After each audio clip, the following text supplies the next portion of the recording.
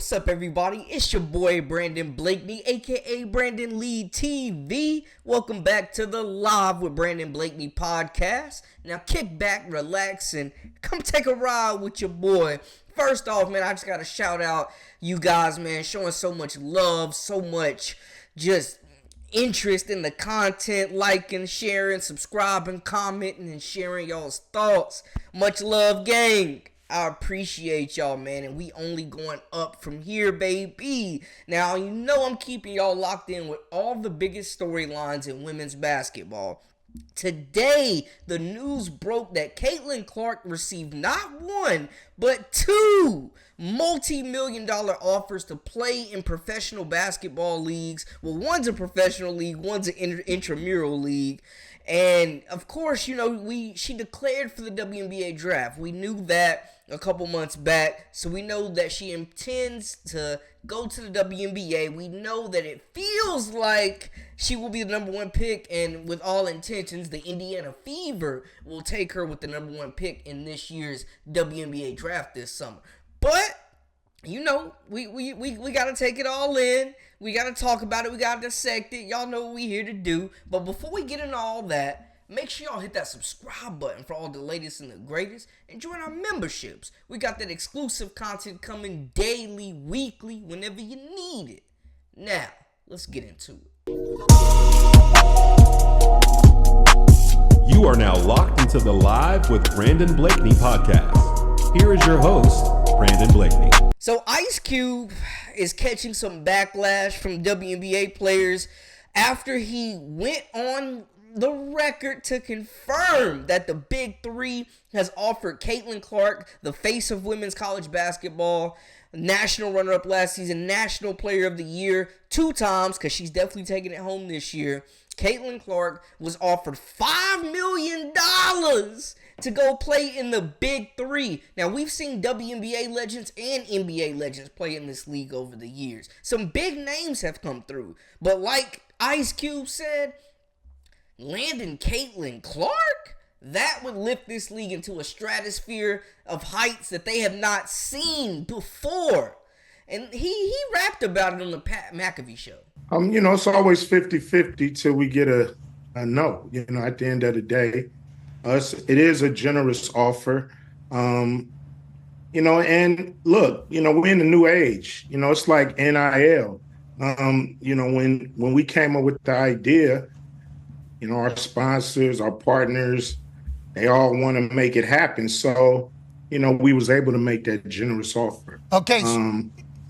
So when we start looking at it, it's only 8 weeks, right? You know, 8 games. It's doable. Is it not? You know, 10 weeks if you want to win a championship. 8 weeks if you plan on, you know, not making the playoffs. So, you know, we always sign players for the 10 weeks thinking they'll make it to the end. It's doable, though, isn't it? We started looking at it, and we reached out to some of the people from your company, very kind to us. Mm-hmm. Everybody at Big Three is very kind to us. And we're like, well, how would this work? Like, how would this even work? Well, it's 10 weeks. There's only one potential, you know, conflict of time and schedule. But, like, you guys can move those games to places to kind of make it even easier, right, for Caitlin Clark and this whole thing. And WNBA players have been playing overseas. Yep. It's different times, but they've played in different leagues. So it's much more feasible, I think, than maybe your initial reaction whenever you hear about it.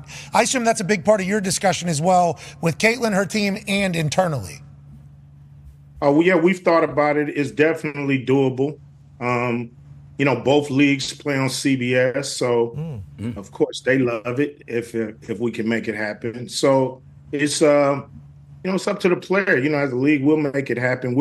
We've always wanted to work with you know, the WNBA. We wanted to work with the NBA. Unfortunately, that hasn't been able to happen. But you know, maybe this will open the door for that. Like I mentioned before, this isn't exactly going over well with some WNBA players, including one who spoke out, Lexi Brown, recently on Gilbert Arenas' podcast, giving her thoughts and really calling Ice Cube out, man. If you open the article and you see what he said, was his reasoning, he wanted to provide more opportunities for WNBA players and provide opportunities to not go overseas. So you offered the contract to a player who's not yet even in the WNBA. Big Three does not happen during overseas season, so that doesn't make sense. That's true. And then you pretty much offended all of the European countries that open their doors to us, give us a lot of money, a lot of love, and a lot of experience by calling them dismal and dubious. And there are some very beautiful countries that we have the opportunity to go play in. So, I mean, if you're going to say that it's for that, then stand on that. But I don't think it's, I think he's trying to make a business decision, which he's a businessman, that makes sense. But to mask it in this, I want to uplift and support WNBA players and women athletes is kind of a cop-out, I think. And I don't think it really makes any sense. Now, we know Clark's resume, the all-time leading scorer in women's college basketball. She's going to break the record for the all-time leader in college basketball scoring-wise. This season, she's averaging 31.8 points per game, 7.3 rebounds, and 8.8 assists, all while shooting 45.6% from the field. She has Iowa back in the Sweet 16. She has been the biggest draw in women's college basketball. She's drawn huge television ratings, attracting over 4 million television viewers. She had the most watched women's regular season basketball games since 1999 this year, Fox Sports said. Ice Cube was quoted on Twitter saying, X, whatever you want to call it, we intended the offer to remain private while Caitlin Clark plays for the championship, but I won't deny what's now already out there. Big Three made a historic offer to Caitlin Clark. Why wouldn't we? Caitlin is a generational athlete who can achieve tremendous success in the Big Three. Cube also said, quote, the skeptics laughed when we made Nancy Lieberman the first female coach of a men's pro team, and she won the championship in her first year. Then Lisa Leslie won it all in year 2. With our offer, Caitlin Clark can make history and break down even more barriers for women athletes. He also said female professional basketball players on U.S. soil should have more options than the WNBA and should have a choice of avoiding playing overseas in some countries. Playing in Europe during the offseason gives WNBA players a chance to earn 4 or 5 times their American salary. American women athletes should not be forced to spend their offseason playing in often dismal and dubious foreign countries just to make ends meet. And they should have more than just one professional option in the U.S. at a time when American pro sports leagues are being infiltrated by autocratic, anti-women regimes such as Qatar. Our path-breaking offer to Caitlin Clark demonstrates that Big Three now offers another choice for athletes. Caitlin Clark is fresh off scoring 32 points against West Virginia, leading Iowa to the Sweet 16. We mentioned the numbers, the eyes, how she's helped elevate women's college basketball. She's become a household name and one of the biggest athletes in sports, period. She's got an entire program and state on her back, and she's handled it all with class. Now, there's no word, Ice Cube said that, like he mentioned, they haven't heard back from her team. It's 50-50. There's no yes or no. So not really sure if she will actually entertain this offer. But we do have to mention that the seasons, the Big Three and the WNBA do intertwine. The Big Three schedule runs from June 15th through August 18th, and games are only scheduled for weekends. The WNBA regular season begins on May 19th and ends September 19th. So obviously some conflicts there, multiple scheduling conflicts that would seemingly make it impossible for Clark to play in both leagues. $5 million though, yo! And then on top of that, David Portnoy, El Presidente at Barstool Sports, said that he would toss her $10 million to play on the Barstool intramural team. Can you really turn down $15 million? Are you in a spot to do that, Caitlin Clark? Now, I get it. Like, it's a gimmick. Q is obviously making a business move. He's a businessman. We know that much. But $5 million? There's no player in the WNBA making bread like that from hoops. $5 million? And then $10 million to play intramurals? And we talking about a total of 10 games? 10 weeks for the Big Three? I mean, they seem like they want to make it work, and they'll do whatever it takes. So it will really be on Clark as well as, the WNBA. Because these are unprecedented times. We've never seen an offer like this. We've never seen a situation like this. in women's sports before. Caitlin Clark continues to break barriers. I mean, we're seeing her on all over the All-State commercials, like Gatorade, you know what I'm saying, Nike. She's big time. She's got all these endorsements. So obviously she's not hurting for money. She's on everything in Iowa. So it's not like she's hurting for money, and I'm not counting anybody else's pockets. But this is some big money, folks. How many of y'all would walk away from $5 million? I mean, and with the potential of also still being able to play in the WNBA if they allow it, I don't know. It feels almost like a no-brainer here. And I get, some people are going to be rubbed the wrong way because she's getting that offer and she's not yet graduated college or got out, been drafted to the WNBA. And this is a move that's supposed to be lifting up WNBA players. So would we see more offers to WNBA players alike? Could Angel Reese be getting an offer?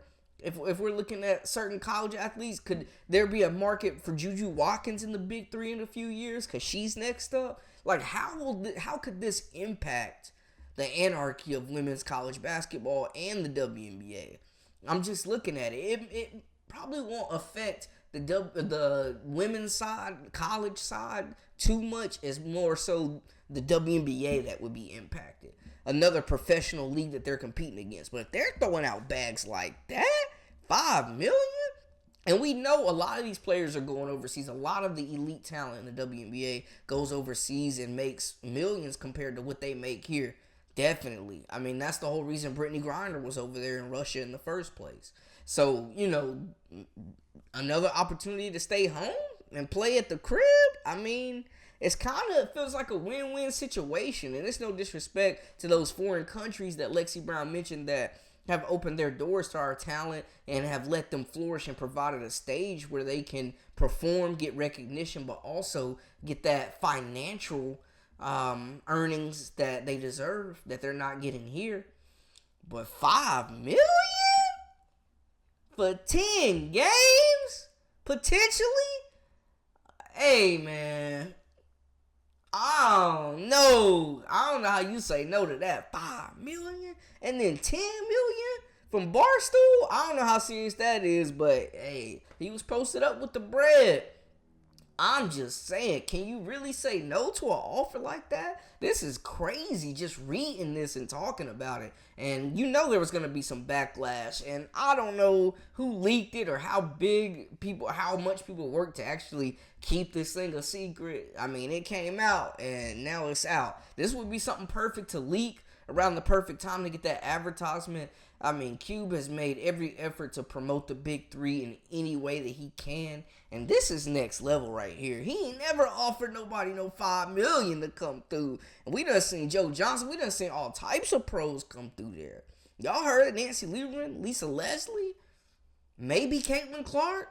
I don't know. We'll have to keep y'all locked in on this one. We'll keep monitoring it. But interesting story, man. Interesting. A lot of money that's been thrown at her right now. So, to me, it feels like there's some decisions that need to be made. But y'all let me know how y'all feel in the comments about everything. That's a wrap for us. For all the latest and the greatest, I am Brandon Blakeney, a.k.a. Brandon Lee TV. Until next time, hey, we out.